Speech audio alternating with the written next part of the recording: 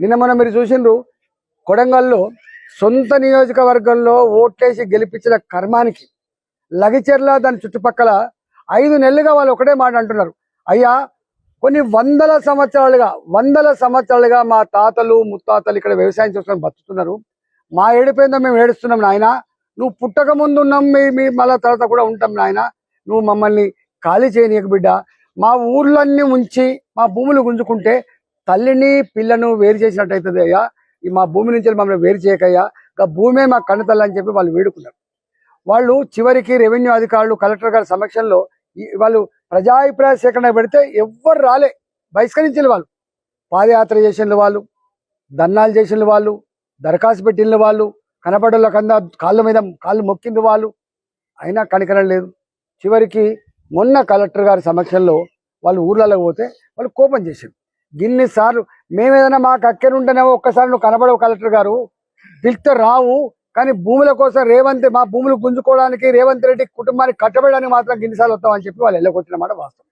ఎల్లగొడితే రాత్రిపూట 15 మంది పోలీసులు తీసుకుపోయి మొగోళ్ళందరినీ కొట్టుకుంటా, మహిళలు అని కూడా చూడకుండా కొట్టుకుంటా ఇవాళ స్టేషన్కి తీసుకుపోయి నానా రకాల 3rd డిగ్రీ చెప్పరాని పద్ధతిలో కొట్టి సంఖ్యలు వేసి తీసుకుపోయి సంగారెడ్డి జైల్లో పెట్టారు.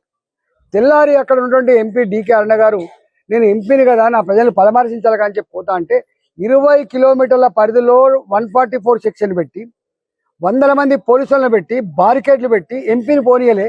కానీ రేవంత్ రెడ్డి అన్నను మాత్రం 50 కార్లలో ఒక 300-400 మంది పంపించి ఆ మిగిలిన ముసలిలకు వీళ్ళు అంటున్న మాట ఏంటంటే, రేవంత్ రెడ్డి గారి బ్రదర్ ఏమంటుండంటే, మీరు ఎట్టి పరిస్థితుల్లో కూడా ఆగేది లేదు, మీరు ఇట్నే లొల్లి చేసినా కూడా మేము బుల్డోలతో తొక్కించడం ఖాయం, ఒకవేళ మీరు సంతకాలు పెట్టకపోతే మీ కొడుకులు మీ కోడళ్ళు జైళ్ళకి వెళ్ళి బయటికి రారు, కేసుల చుట్టే తిరగాల్సి వస్తుంది బిడ్డ, భూములు పోతాయి, ఇల్లు పోతాయి, బతుకు పోతుంది, దిక్కున్న కాడ చెప్పుకోపోమని చెప్పి మాట్లాడే మాటలు ఇలా ఎంత బాధేస్తుందో ఒకసారి చూడండి.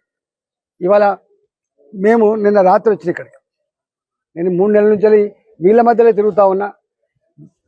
గుళ్ళకు కూడా నోటీస్ ఇచ్చిందండి. గుళ్ళకు నోరు ఉండదు, మనిషి ఉండే కాబట్టి నోటీస్ అతికిచ్చిపోయింది. అంటే ఇంత దుర్మార్గం జరుగుతూ ఉంది. నేను ఒకటే ఇలా పొన్నం ప్రభాకర్ గారు ఎవరో రాసిత్తనో లేకపోతే ఎవరో ప్రోత్సహిస్తానో మాట్లాడడం కాదు. పొన్నం ప్రభాకర్ గారు, నువ్వు రా, పనిగిరి కాలికి రా. ఇప్పుడు నేను చెప్పినటువంటి మహేష్ ఎందుకు పెట్రోల్ పోసుకున్నా అడుగు, ఎందుకు యాదిరెడ్డికి బ్రెయిన్ స్ట్రోక్ వచ్చిందో అడుగు, ఎందుకు లక్ష్మమ్మకు హార్ట్ అటాక్ వచ్చిందో అడుగు, ఎందుకు గీత అనే మహిళ ఇవాళ వేడుకుందో చెప్పు అడుగు. ఇట్లా అనేక మంది ఇక్కడ వాళ్ళ కన్నీళ్లను వాళ్ళ కష్టాలను చెప్పుకుంటా ఉంటే నువ్వు అవమానపరిచే ప్రయత్నం చేస్తున్నావు. ప్రజలతో గోక్కున్నోడు, మరీ ముఖ్యంగా పేదలతో గోక్కున్నోడు ఎవడు ముందట పాడు. ఇవాళ నీకు ఇల్లు ఇచ్చే ముఖ్యమంత్రి అనుకున్నావు, ఉద్యోగం ఇచ్చే ముఖ్యమంత్రి అనుకున్నాం, మా బతుకులలో వెలుగు నింపే ముఖ్యమంత్రి అనుకున్నావు, కానీ మా ఇల్లు కూల కొట్టే ముఖ్యమంత్రి అని కానీ మా గుడి చేత కొట్టే ముఖ్యమంత్రి అని కానీ మేము అనుకోలేదని చెప్పి అంటా ఉన్నారు. ఎక్కడ పోతాడు తొండ పరుగు ఎనులు దాకన్నట్టుగా ఎక్కడ పోతావు రేవంత్ రెడ్డి? నీ నిజాం సర్కారు కాదు, నీకు 50 ఏళ్ళ అధికారం ఇవ్వలే. నీకు ఇస్తే 2025 వరకు ఇచ్చింది, సంవత్సరం అయిపోయింది ఆల్రెడీ. లాస్ట్ ఇయర్ ఎన్నికల ఇయర్ ఏముంటుంది, ఇంకో 2 ఏళ్ళు ఉన్నది. ఈ 2 ఏళ్లకు మిడిసి పడకు, భూమి మీద నడిచే ప్రయత్నం చెయ్యి, పిచ్చి వేషాలు బంద్ చేసుకో. ఎవడు చెప్తుంది నీకు ఈ పైసలు నువ్వు పోయేటప్పుడు వస్తాయనుకుంటున్నావా? ఆస్తులు పోయేటప్పుడు రావు, అంతస్తులు పోయేటప్పుడు రావు, నీ హోదా పోయేటప్పుడు రాదు. చివరికి నువ్వు పోతున్నప్పుడు మంచిగుండనే అని చెప్పి 4 ప్రజల ఆశీర్వాదం కావాలి, కానీ గిననా అని చెప్పే పరిస్థితి తెచ్చుకోకు, మంచిది కాదు. మేము అనుభవం కలిగిన వాళ్ళగా చెప్తాం. మీరు రాజకీయాల కోసం మాట్లాడతారు, మాకు రాజకీయాలు ముఖ్యం కాదు, మాకు హోదాలు ముఖ్యం కాదు. కానీ 25 ఏళ్ళుగా మేము తెలంగాణ ప్రజల యొక్క దుఃఖాన్ని చూసిన వాళ్ళం. మేము ఇవాళ ఇదే మల్లన్న సాగర్లో గ్రామాలన్నీ కూడా ముంపుకు గురవుతుంటే వాళ్ళందరినీ డిస్ప్లేమెంట్ చేస్తే మంచి బంగ్లాలు కనబడతాయి, రోడ్లు కనబడతాయి. కానీ 13 ఎకరాలు 15 ఎకరాలు భూములు కలిగిన రైతులు ఇలా ఒక్క గుంటెడు భూమి లేక ఇలా వాళ్ళ దగ్గర పనిచేసే కూలీలలాగా జత కలిసి ఇలా అడ్డ మీద కూలీలుగా మారిపోయిన చరిత్ర నువ్వు మర్చిపోకు. నువ్వు అంటున్న ఏమి నౌకలు ఇస్తావా? ఇప్పుడు నీకు ఇక్కడ ఇంటర్నేషనల్ ఎయిర్పోర్ట్ కట్టింది శంషాబాద్ దగ్గర, వాళ్ళ భూములన్నీ కూడా గుంజుకున్నారు. భూములు పోని వాళ్ళకేమో ఎకరం 40 కోట్లు 50 కోట్లు అని చెప్పి మురిసిపోతున్నారు.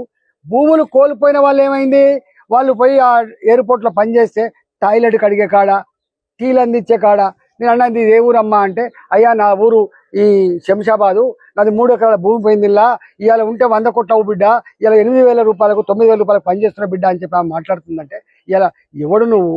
ఈ పోలేపల్లిలో భూములు పోయినాయి, మహబూబ్నగర్లో ఏమిచ్చింది అక్కడ? ఇవాళ ఎవ్వడు కూడా పెద్ద నౌకర్లు ఇయ్యరు. ఇక్కడ ఫార్మా కంపెనీలు వచ్చినా నువ్వు ఏం చేయదలుచుకున్నావు? మూసి అటుపక్కకి ఇటుపక్కకు అంతటి భూములు తీసుకోవట్లేదు. వాళ్ళకు కన్ను, వాళ్ళకు కొత్తపేట మీద పడ్డది కన్ను, వాళ్ళకు మారుతి నగర్ మీద పడ్డది కన్ను, వాళ్ళకు రామంతపూర్ మీద పడ్డది. ఎందుకంటే ఇది మంచిగా ఉన్నది, విలువైన భూమి ఉన్నది. ఇక్కడ గజం 1,00,000 ఉన్నది. ఇక్కడ ఈ భూములన్నీ కూడా గుంజుకొని అదాని లాంటి అంబానీ లాంటి కట్టబెట్టి ఇక్కడ పెద్ద పెద్ద చూసిన నిన్న జ్యోతి పేపర్లు వేసిండు. ఒక పెద్ద సిటీ కట్టినట్టుగా 20 అంతస్తుల 40 అంతస్తుల భవనాలున్నట్టుగా మంచి బ్రహ్మాండమైన చెట్లు, ఆ విజువల్స్ అన్ని వేసి ఇవాళ చూపిస్తున్నారు. నీ రంగుల ప్రపంచం కాదు బిడ్డ.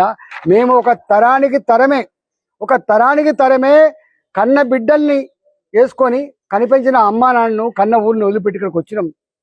ఒక తరం కష్టపడితే 60 గజాలు 70 గజాలు కొనుక్కొని మీ ఇల్లు కట్టుకుంటే ఇవాళ మా ఇళ్లను గుంజుకొని మా బతుకులలో మట్టి కొట్టకని చెప్పి ఇలా అంటుంటే నువ్వు ఇంకా పట్టించుకోకపోతే మాత్రం పిచ్చి పని చేస్తే మంచిది కాదు. నేను చిలక పలుకులు పలికే మంత్రులారా, కాంగ్రెస్ పార్టీ నాయకులారా, ఇట్లాంటి అహంకారపూరితమైన నీ ముఖ్యమంత్రి మాటలతో మీరు ప్రజల క్షేత్రంలో తిరగకుండా వచ్చే పరిస్థితి వస్తుంది. ప్రజలే మీ ఎంట పడే పరిస్థితి వస్తుంది. బుల్డోజర్లు మా మీదకి రావు బాబు, బుల్డోజర్లు మా మీదకి రావు. రేపు బుల్డోజర్లు మీ మీదకి వస్తాయి. మూసీ నదిలో కాంగ్రెస్ పార్టీని పాతరేసేదాకా తెచ్చుకోకండి అని చెప్పి కాంగ్రెస్ పార్టీ హెచ్చరిస్తున్నా. ఈ పిచ్చి ప్రతిపాదన బంద్ చేయమని చెప్పి కోరుతున్నా. ఈ ఇల్లు కూడా చేసుకో, మంచిగా జీడిమెట్ల నుంచి వచ్చిన కెమికల్ వాటర్ రాకుండా చేసుకో, ఇవాళ డ్రైనేజీ వాటర్ రాకుండా చేసుకో, మూసీలో మంచి కొబ్బరి నీళ్ళు లాంటి నీళ్లు పారించే ప్రయత్నం చేయి, వరదలు రాకుండా అటుపక్క ఇటుపక్క సిమెంట్ కాంక్రీట్తో మంచి కరకట్టలు వేసుకో. ఇవాళ అవసరమైతే పూటగెత్తి 1,50,000 కుషకులు అంటున్నావు, 2 లక్షల కుషకు నీళ్లు పట్టేటువంటి మూసీ నది బయటపడాయి. గట్ట చేయి కానీ ఈ పిచ్చి పని చేస్తే ఏమొస్తుందని చెప్పి రేవంత్ రెడ్డి నువ్వు ముఖ్యమంత్రి కావచ్చు కాక కానీ నువ్వు నిజాం సర్కారు కాదనే విషయం మర్చిపో.